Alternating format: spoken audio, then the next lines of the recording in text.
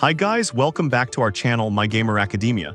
Today, instead of dropping another character build, we need to talk about the bigger picture, the future of Taskbar Hero. The game has been facing some glaring issues lately, but the team is actively addressing them. Let's break down exactly what's changing, what it means for the economy, and why the end game is about to look completely different. First up, let's talk about game stability and the economy. Credit where credit is due. The developers were transparent enough to admit they have a cheater problem.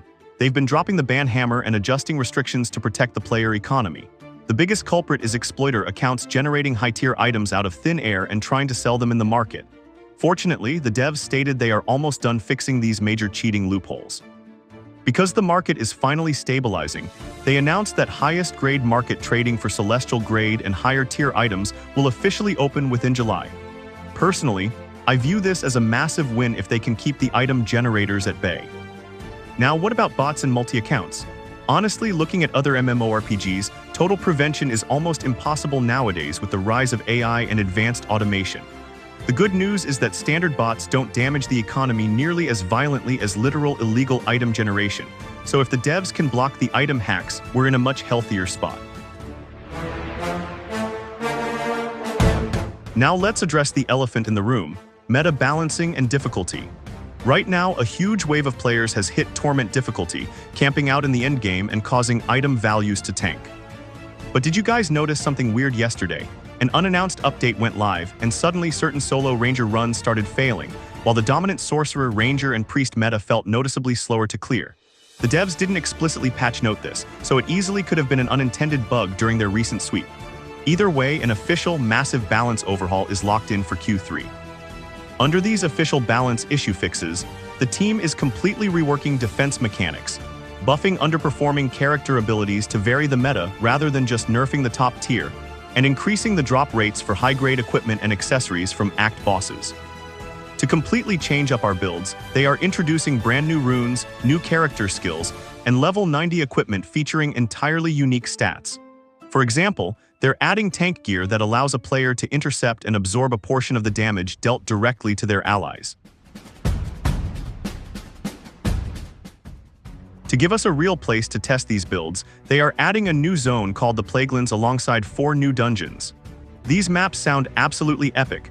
On Plaguelands, can we see new mechanics like poison? This might give way for us to build more HP and tank-based build to survive it. And there are new maps. One is called Dragon's Lair, which seems to feature massive fire damage. Next, the Dwarven Mine, which might have mobs high physical defense and physical attack. Then we have the Golden Gnome Village, which screams gold farming area that can be useful for the new upcoming runes. Finally, the Forest of Spirits will probably have elemental debuffs or even crowd control. These are all speculations for now, but I'm excited for this changes.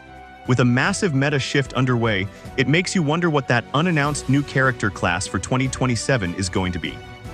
Given that the devs are introducing gear tailored around tanks absorbing damage for their allies, I am thinking that it would probably a summoner or necromancer class, sending a tiny army of minions marching across the bottom of your screen that not only do additional damage, but can tank some damage in the front lines. But wait, it gets even crazier. The developers shared their long-term vision stretching all the way into next year, and the pipeline is stacked. Looking ahead to Q4 2026, we will officially enter Season 1, Chaos Unleashed. This major expansion brings an increased maximum level cap, brand new stages, and unique exploration content called the Rift of Chaos. We're also getting chaotic cube recipes, the Chaos Soulstone, which means a new stage, and an in-game codex to track your progression. Now, my theory on this season tag is that the game might be adopting a Path of Exile or Diablo-style seasonal reset.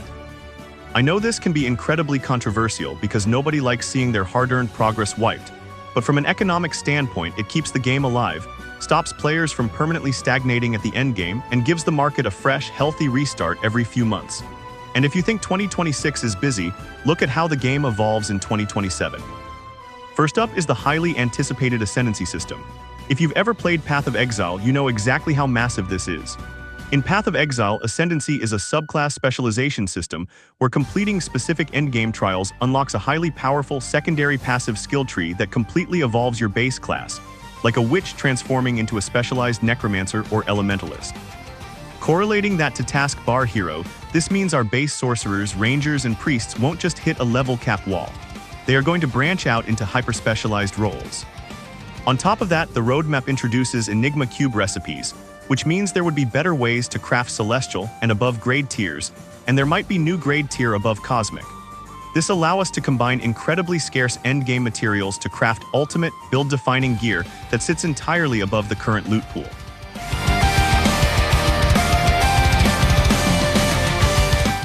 Beyond the content grind, the devs are reinforcing the game's foundation with massive quality of life updates, a skin ecosystem, and a total multiplayer overhaul. We're finally getting equipment presets, advanced conditional auto battle settings, a DPS training dummy, and automated filtered stashes to completely end the messy inventory nightmare. Plus, we're getting 2 free DLC skins as service compensation, which is awesome, and we can expect more skins in the future. Although it is a paid content, it can be easily bought from selling your loots in the Steam market.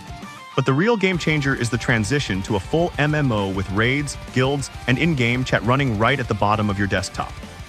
If MyGamerAcademia sets up an official guild and Discord server for the guild as soon as this drops, would you guys be down to join our roster? Let me know in the comments below along with your suggested guild name. The developers are clearly putting in serious work to fix the cracks in the wall while building an insane future for Taskbar Hero. If you enjoyed this roadmap breakdown, smash that like button, subscribe, hit the notification bell, and I'll see you in the next one.